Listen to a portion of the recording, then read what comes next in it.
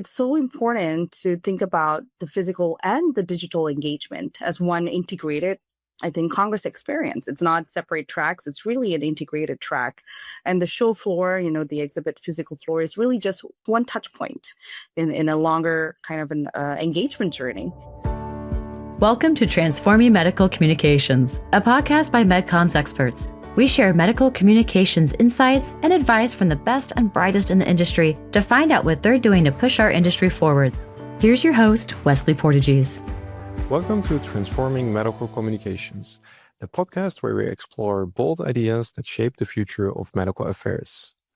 Conferences are often treated as one-off moments. But what if we would use them as strategic engines for launch readiness, global alignment, and HCP engagement? Well, today's guest has done exactly that. I am joined today by Mathura Shanmugasundaram. She is the Director of Global Medical Communications and Medical Affairs for Neuroscience at Takeda. She has led a global congress strategy for a pivotal asset that set a new benchmark for how medical affairs can show up at scientific meetings.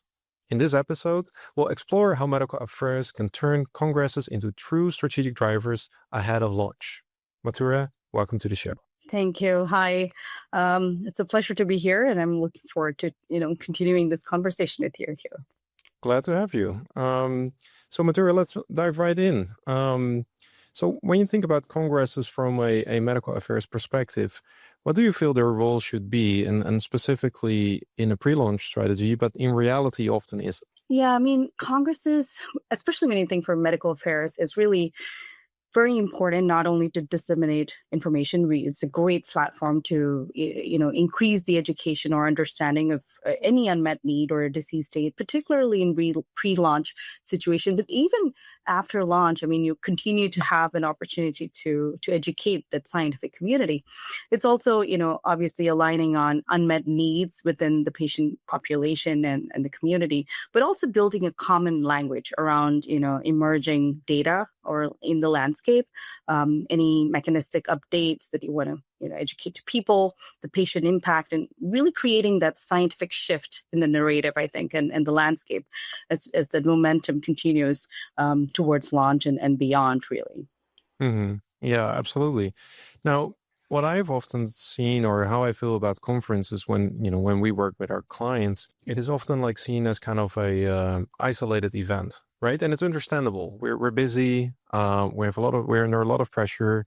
Big conferences coming up, so we're kind of just want to get it out of the way. And then once it's out of the way, then the next conference comes up, and somehow that leads a little bit to this concept of isolated events.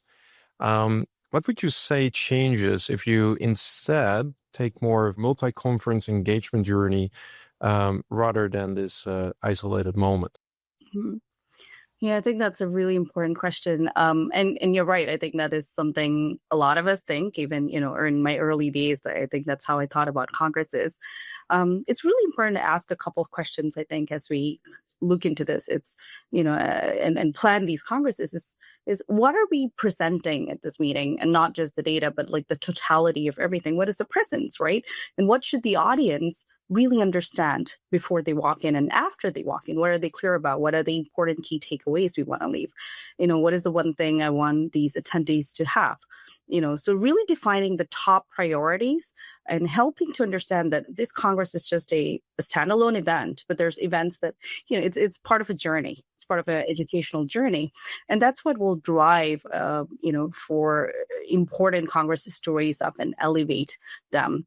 I think, there are a lot of metrics you can get after the congresses also. So that kind of will feed into your whole education journey.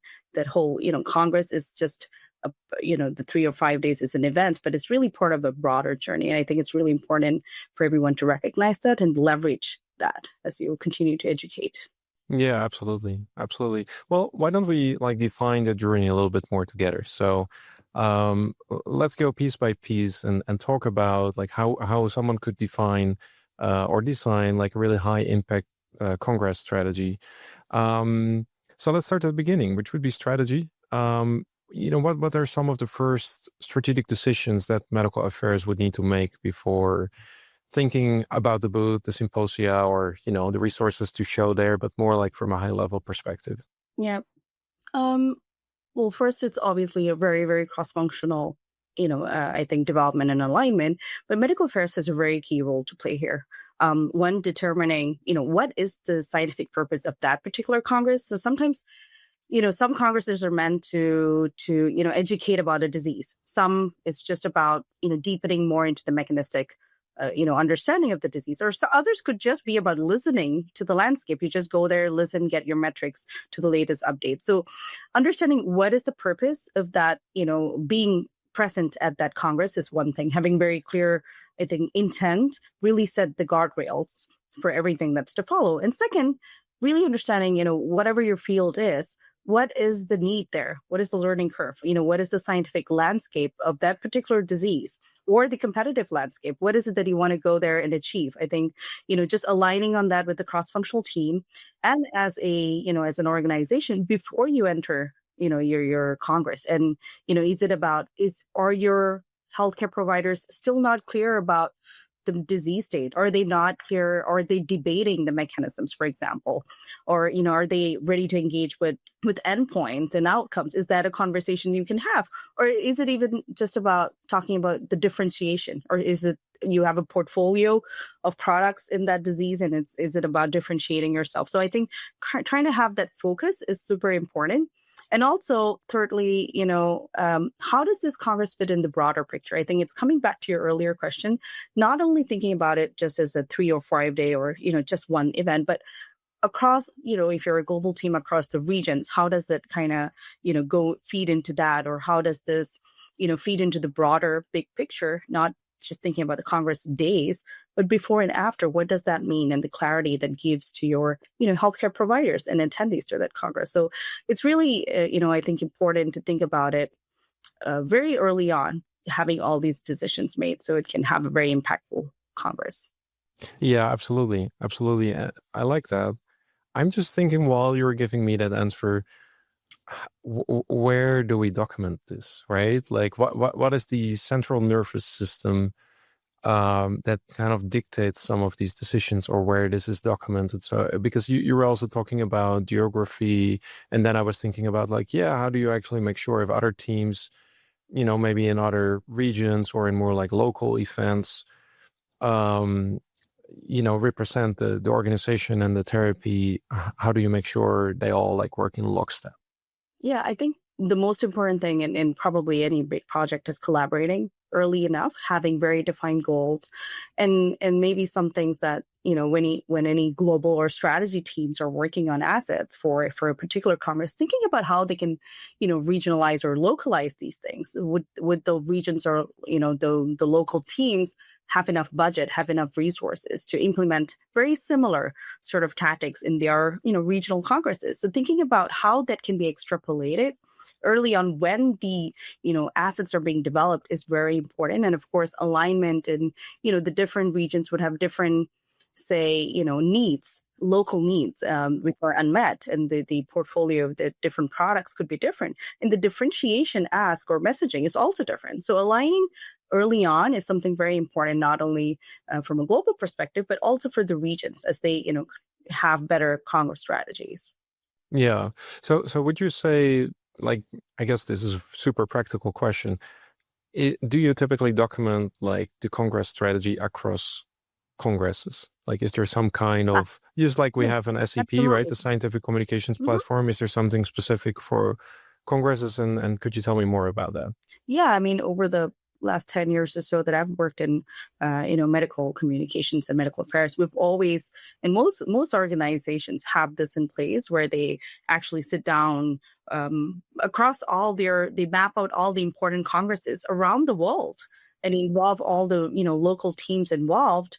And really request them to think about what are their tactics they want to do in these regional Congresses. So everything is mapped up very early on because it does have many implications. You want to have a very streamlined and aligned messaging across all of this. So there has to be one scientific narrative.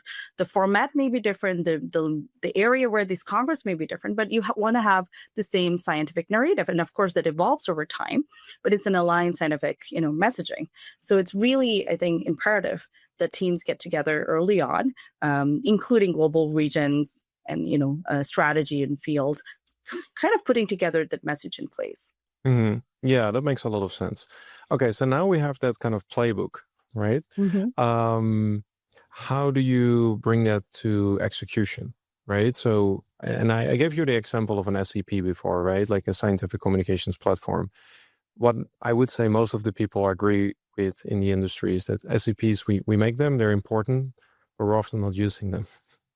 How can we do that different when it comes to Congress planning? Um, I think it is sometimes a little bit of a challenge, but as I said, the most important thing is really having, timely check-ins with the regions.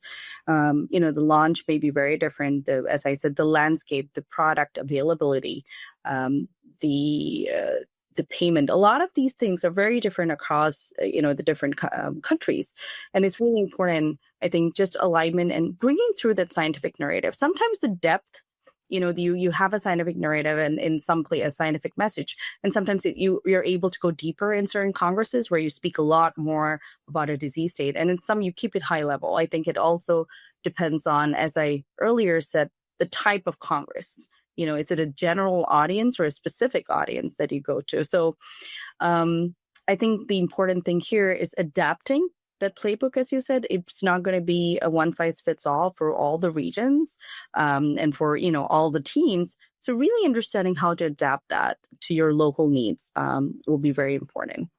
Yeah, absolutely. Absolutely. Now, I think an added level of complexity is added when we talk about a pre-launch situation, right? Where we have like, there's perhaps a lot of like scientific interest, but there's maybe not yet that much to show, or, not much that we're allowed to talk about. So how do you decide what to say, what not to do? And what kind of criteria would you use to ensure that this still kind of makes an impact? Mhm. Yeah. And Yeah. specifically, when it comes to this launch readiness, like how does it play? How does a Mhm. conference play into that really well? Yeah, I think in a pre-launch setting, it's a very gray zone, and each country has a very different regulation around what you can share and cannot share. And I think the most, what we've done in the past is really deciding, I think, what not to say is really just as important as deciding, what to include in your, Congress strategy and so on. And it's very important to be very clear on the boundaries that you have. And of course, to base everything on science, because, we're still in the scientific business. So what is scientifically already established? What is the published literature in the landscape, and what is still emerging, are the mechanisms understood, and so on. So understanding all these things and feeding into what you can actually say in these congresses, you have to be very careful of not showing something that can be misleading or risk being overinterpreted, over thought. So those cannot be shared. And I know in general we want to base it on scientific publications. So I think it would be very misleading to say that there are certain claims you can make. Every team should be checking with your own local, regional, and regulatory colleagues as they make those things. Something interesting, Mathura, that I've been seeing really over the years is of course, like omnichannel isn't new, right? But like, I think what is relatively recent is how these different channels converge, right? And what I'm specifically referring to here is like we run a lot of digital work for medical affairs teams, right? Their digital presence, whether it is like online platforms where HCPs can go and other things, and linking that to conferences is extremely successful, like and easy to measure as well. And I think that's such a cool thing to do, how, an online presence, social media, websites, and so on can kind of feed into the success of a conference. So I kind of wanted to ask you, like, what are your experiences with that? How do you see Congress engagement, like kind of outside the show floor, Hmm. and integrating your like physical presence with digital and social touch points? Yeah. No, it's a very timely question. I mean, we're in a digital world, and I think with COVID, a lot of the congresses even went fully digital, right? We've seen that happen in the past. And I think it's so important to think about the physical and the digital engagement as one integrated, I think, Congress experience. It's not separate tracks, it's really an integrated track.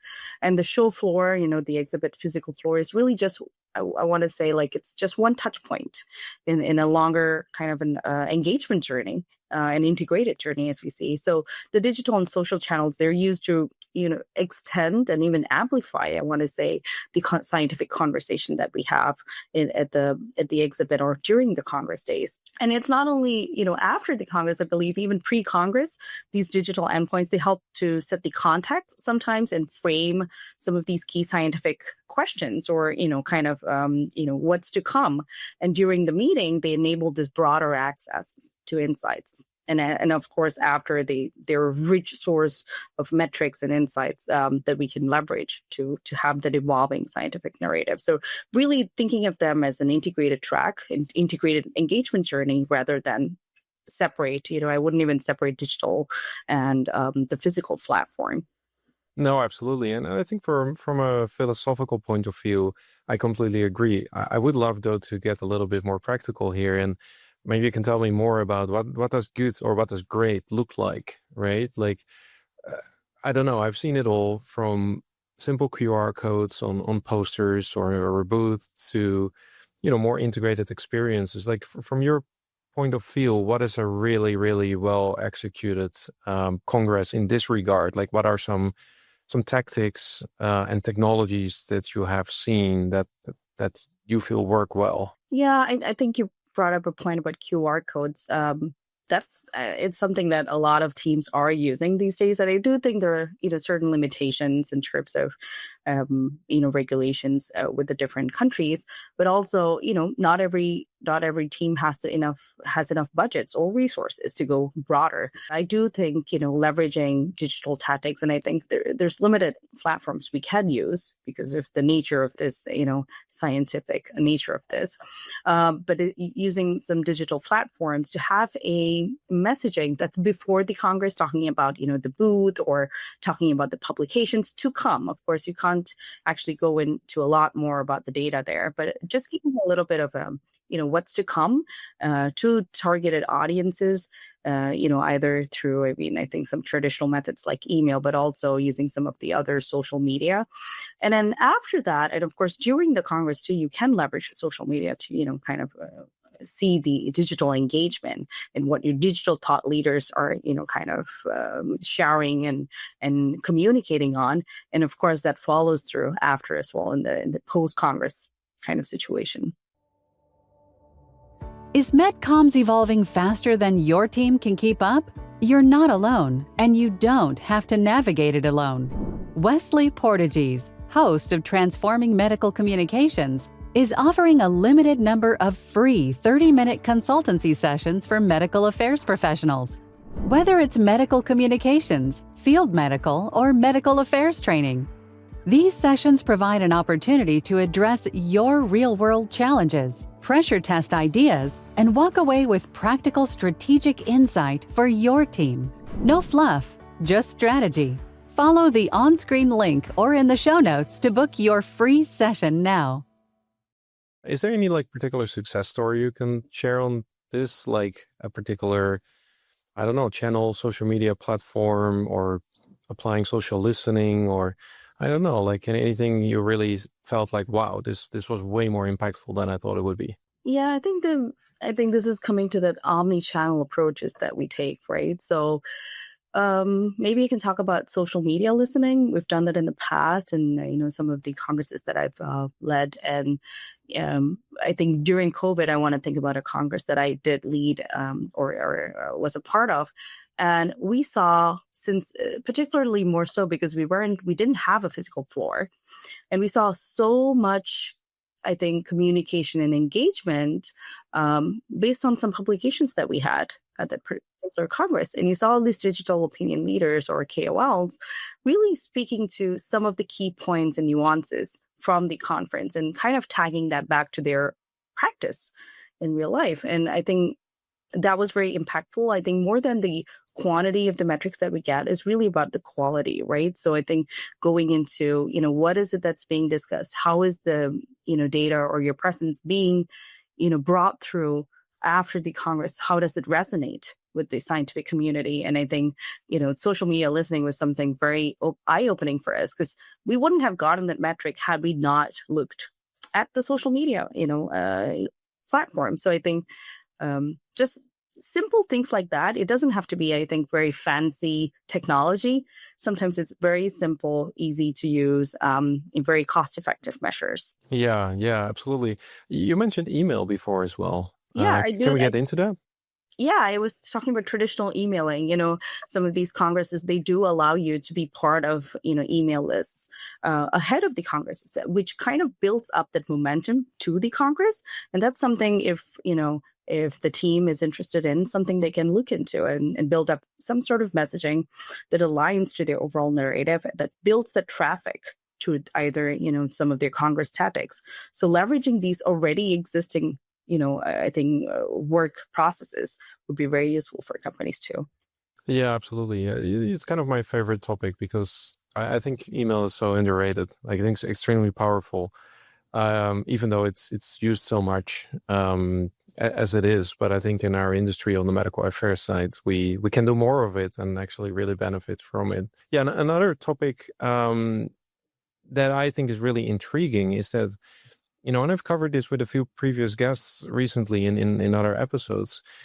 If you think about it, two key channels that we use are conferences and field medical, right? They're very, very effective and powerful channels. However, they target a very specific audience, right? Not every HCP is going to get an MSL to visit, and not every HCP is going to be able to go to the conference, especially if it's a larger, like, national or international conference.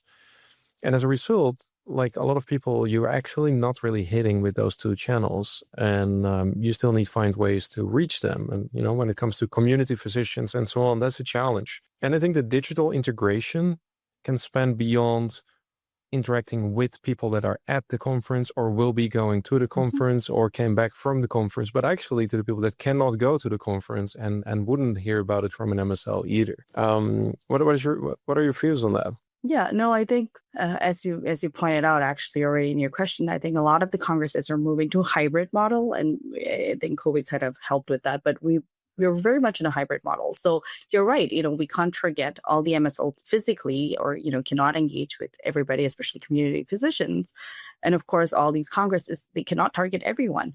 So really, then I think your golden tool here is digital tools, right? I mean, it's going to be the best way to do it. We spoke a little about the traditional email method, but I mean, beyond that, I do think there's a lot of CMEs that's digital. There's a lot of education that can be done digitally, and of course, the hybrid congresses. The other nice thing is they are most often than not, they're recorded.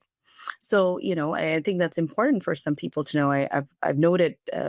Maybe some individuals who are not familiar with this format, they think that it's they have to attend live, but it's not necessarily the case. They can actually choose and pick the sessions they want to see after. So it's recorded, and the MSLs or the field medical can help guide some of these record conversations or curate those. So I think there's a lot of value in leveraging, I think, the digital aspects to this, because that's you don't need to be there physically. And these digital, what I really like about digital as well is that it's easier to have metrics, right? Yes, that's right. What is not so easy is to have metrics for your medical affairs congress booth. So you're here so I can ask the hard questions. So booth traffic, we know, right? And it's kind of a blunt metric. What other signals are there? Like when you set like a KPI strategy for a conference, like how does that look like? What are things you're looking for that indicate success to you? Mm-hmm. So yeah, I think that's a very challenging question in the field. I think it's something we've been tackling with for a while, understanding the metrics, right? And I think the challenge is because it's not easy to quantify or qualify them. I guess it's easy to quantify, but it's more about the quality of the metrics. And I mentioned about that a little earlier too. So the thing is, the signals you want to look for is really understanding any shift in the landscape, any shift in the treatment. And this is very hard to figure out, right? The learning and the impact is not quantifiable. And that's why I think there's a challenge with these metrics. But even so, I think it's still important to look at, the quantity, the number of questions you're getting, say at the booth, or the MSLs after a Congress, the medical information questions you're getting, but also the nature of these questions, the quality of these. Like, are the HCPs or your stakeholders, are they asking any foundational questions? Are they asking questions about what is this disease state education? Or are they engaging in more very nuanced, deeper discussions? Are they asking about the mechanisms? Are they asking about your endpoints, your patient selection, how they can apply it in day-to-day, with their patients? So I think the conversations moving from what is this to really how can I use this to impact, or how can I use this in my treatment guidance or thinking about my patients. I think that is probably one of the strongest indications of impact. And of course, if it makes it all the way to changing guidelines and so on, I think that's obviously an impact too. And it's very important to note also that these things don't change overnight after one Congress. Sometimes it takes a lot of time, which is why I think it's been a little challenging in the field to gather these metrics with, people moving or teams evolving. The other thing I think is also, maybe simpler ways to look at it is, if data or an information was shared in a Congress, is it showing up in the field? Are the MSLs hearing about this? Are the KOLs asking more about these publications, or are they asking more about a presentation that was done? Of course, social commentaries in the digital, platforms. That's another pointer too. So all of this really, I think it's a totality of everything that's going on, and the metrics are there. I think we need to look at it a little deeper and longer, but we can get those metrics too. Yeah, absolutely. So to circle back to the first part of your answer, you were saying like it's hard to quantify or assess the quality of those metrics. Have you been able to do any like that, like other than booth traffic? Yeah, so I think when you get like MedInfo requests, really asking more about, say, a clinical data point, really asking more about, hey, I have this patient, can I move on to, this product of yours because I heard it's better, or will this patient profile fit that product? So I think the moment you have physicians thinking a little bit more than just what is it that you're doing, or can I recruit in your trials because I'm really interested in it. I want to learn more about the patient selection. I want to learn more about this mechanism. I want to learn how this has a differentiated profile to another one that I'm using. I think the moment that you're creating this subtle change in thinking that you want them to, think about, I think that's moving towards, the messaging that you want to create. So. Yeah, absolutely. And I see where you're going with your answer, right? Like, and I think this is the typical scenario in medical affairs where leadership comes and say, "Hey, listen, was this worth our was this conference worth the money?" Right? And I kind of want to hear a clear ROI, which is close to impossible on medical affairs with with non-economic value drivers. So if when you had to report the success of conferences to leadership, for instance, like how have you been going about that? Yeah, and I think it's not only showing booth traffic metrics. I do think there is value in showing that also, but beyond that, as I kind of spoke about, it's the quality of the questions we're getting that truly shows, I think, the importance that people are placing on the data, or on the presentation, or even on the product, that the team, that the company, the organization is working on. So having qualitative metrics, sometimes way more than the quantitative in this sense, and the type of questions that's being asked, sometimes it really provokes and evolves the scientific narrative of the organization, the kind of questions. And I think many times you also understand other unmet or unmet needs, or to understand where you need to hone in more, in terms of education, depending on the questions you're getting. So as long as it's progressing, the way that the organization can move, either by, having the metrics are showing that clearly there's a deeper understanding, there's deeper interest. I think that answers that question, for leadership. I do believe that is the answer they're looking for. Yeah, you're right. I can't help but think about, like, I'm just imagining that we have a conference. People ask questions to our booth staff. But then how are we going like systematic about that, right? Like, because it can be very subjective. It's like, you could just make a round saying, well, what kind of questions did you get? Right. But it's all very subjective. Have you seen any systematic approaches to Yeah. this? Yeah, actually, in the past organizations that I've worked in and what I've seen across many companies is mostly there's a systematic way to actually document these inquiries that we get at the booth. So it's not, you don't just stay there, get the questions, and then come back and be like, oh, I think I got these questions on, I don't know, on a mechanism or on the, a competitor profile or some things like that. But it's very well documented in terms of the questions you get. And then you can use that to get metrics. You categorize them, see, what are the top hits? Are people asking about your recent publication more? Or people asking about, when, what is the next thing in development? Are they curious about your pipeline? Are they curious about any class of, treatment? So I think just categorizing, kind of digging in more into that really gives you, very clear, I think, some guidance and evolve that messaging. Yeah. So basically, this is a little bit like insight generation from the field medical team, but it's just on site with a different team, right? Or Exactly. partly different team. Okay, cool. So I was thinking, like, imagine that we have a global medical affairs team, and they're preparing for their first major congress. Let's say, to just make, throw some other difficulties in here. They have limited resources as well, which I'm sure sounds familiar to many listeners. What would be 3 strategic priorities that you would insist on to really make sure that the conference and the effort here delivers real value for them? Yeah, I think this is like summarizing a lot of things I said, but it's really about, one, the clarity of the scientific intent, why that Congress is so important. So to be really explicit and aligned across the cross-functional teams, across everybody, and what is it that the Congress is meant to advance? Is it just a listening in Congress? Is it meant to differentiate yourselves from the portfolio that's existing? Is it about a deeper, understanding of the disease or the mechanism, or just to, educate the community on a particular aspect of the disease state? So really first having a very, very clear scientific intent to go to that Congress.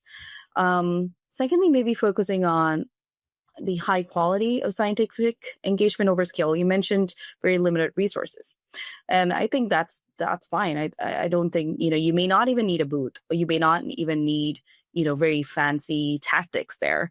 But having, sometimes very impactful publications, having obviously more impactful presentations there is going to, really shine more. So prioritizing deeper engagements, not really spreading out then and doing everything, but really just prioritizing some of the deeper engagements and interactions more so than a volume-driven approach.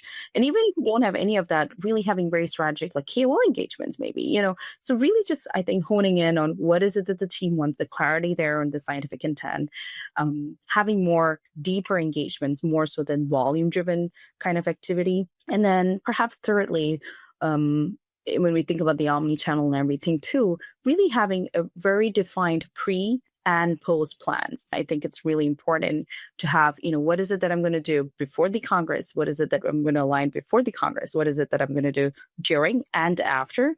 And the metrics that follows through, and, the insights generated, like that's going to help you to inform the next phase of the strategy and evolve, your Congress strategy. Perhaps it was all well received. So maybe then, you can think about a little bit more in your next Congress with your budgets, or think about something else you could do.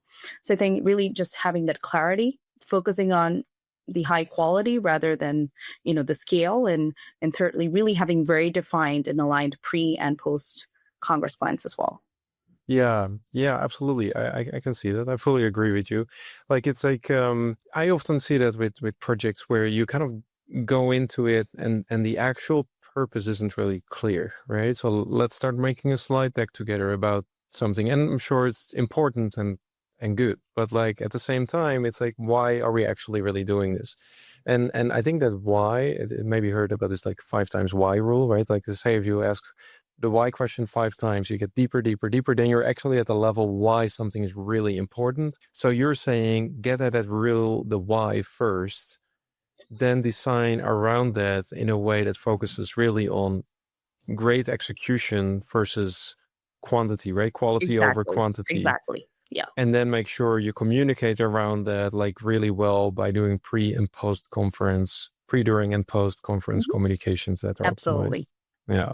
I guess like in closing, one more question for you. Imagine that you had a magic wand, right? And there is like one industry habit around conferences that you could change. What would it be? What is something that you maybe look at and say like, well, this is often done wrong, or like, I wish people would know that, this and that would be more effective, or, Yeah.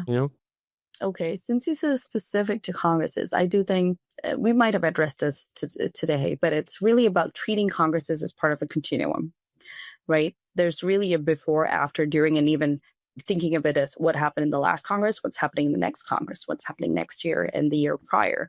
So really thinking of it as a continuum, I think is something we feel to think about sometimes, because we're so into each Congress and each, tactic as we work on. So really changing the habit of treating these as isolated, or events or training events, rather than like milestones in this larger scientific continuum, larger scientific journey that the organization is doing. So I think that will also help to elevate, the medical affairs and the value that we will be able to bring in this setting too. Absolutely. Absolutely. Well, thank you so much. This was such a insightful conversation. And for anyone listening, I know Congress season is coming up. So hopefully if you listen to this, there's one or two nuggets of gold here that you can apply in your planning. That would make us extremely happy. If you want to, let us know if that's the case. Mathura, thank you so much again for being here today. Thanks for sharing your insights. I really appreciate it. Pleasure. Thank you so much for having me here. Transforming Medical Communications is brought to you by MedCom's experts. To find out more about MedCom's experts and how we create some of the most cutting-edge medical communications programs anywhere in the world, visit www.medcoms-experts.com. And then make sure to search for Transforming Medical Communications in Apple Podcasts, Spotify, or anywhere else podcasts are found. Make sure to click subscribe so you don't miss any future episodes. On behalf of the team here at MedCom's experts, thanks for listening.